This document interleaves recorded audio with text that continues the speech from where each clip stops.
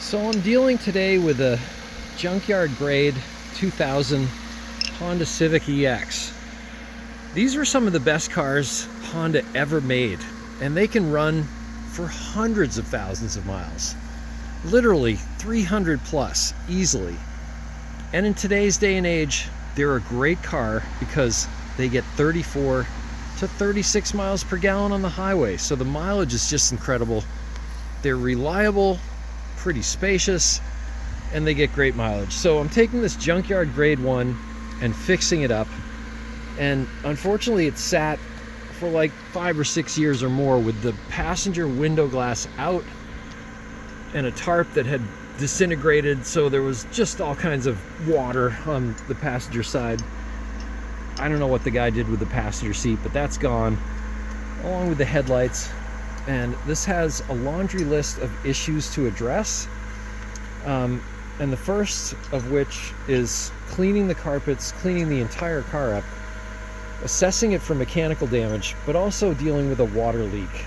And I found during the rain that water's coming in somewhere under there, and I suspected it was from the loose antenna mount not sealing up against the pillar here. And sure enough, when I poured some water first down the edge of the window trim, I didn't see anything come in there. Another leaking spot that potentially has to be dealt with are the sunroof drains in any car that has a sunroof, and they're usually right in the corner of the sunroof opening, and they go down along the window pillar onto the C-pillar, and they empty out somewhere underneath the fender there. So I'm basically taking, a piece of wire, and I'm initially clearing out the opening in the sunroof drains with a piece of wire. And then I'm pouring some water down it, and I'm looking inside to see if the water ends up on the floorboards, which it seems like it is not.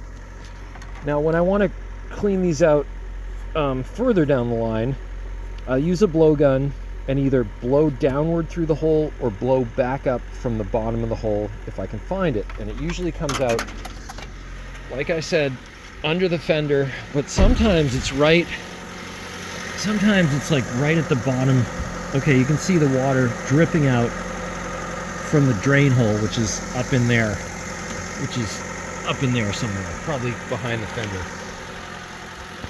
Anyways, moving on with that, water leaks can be one of the hardest things to solve in a car, and you have to solve them because if you want a dry interior and dry carpets and your floor not to rot out, you got to take care of the water leaks. So that's what I'm up to. This car also had a hunting idle problem after I fired it up from sitting for a long time. It would start up on a high idle, then it'd go up and down, up and down, up and down.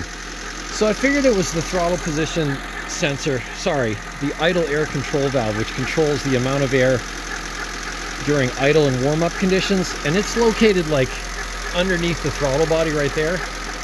So as suspected, when I tapped on that with a hammer and a rod, the idle started to fall, and now it's kind of wearing itself back into a movable position. Whatever corrosion was in there is starting to wear off, and the idle's coming down on its own for the most part,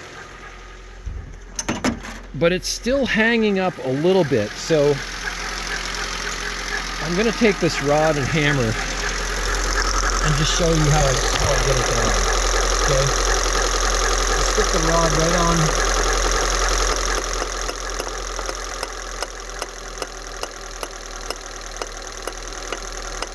Okay. Hear that? I just stuck the rod right on the idle air control housing, and the idle dropped right down. Boom. That was easy. Hopefully I won't have to take this apart and lube the mechanism for the idle air control valve. Hopefully it's just going to work its way back into a clean slot, and it'll be able to move and lower the idle on its own. So in addition to the stuff I mentioned, I'm also going to put front to back brake lines on it because they're rotted out. Probably new front brakes, a set of decent looking wheels and tires.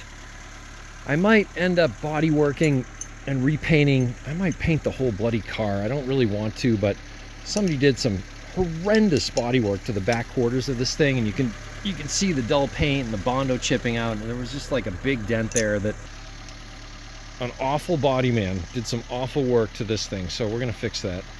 Oh, I also want to talk about the key.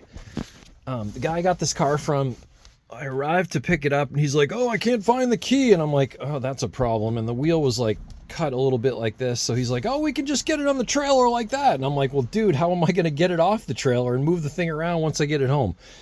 So this is an old enough car that it doesn't use a chip to talk to the immobilizer.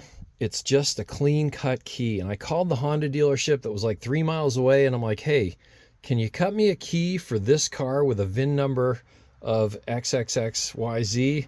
And they're like, sure, come on in. So for 20 bucks, I got a key cut for the car.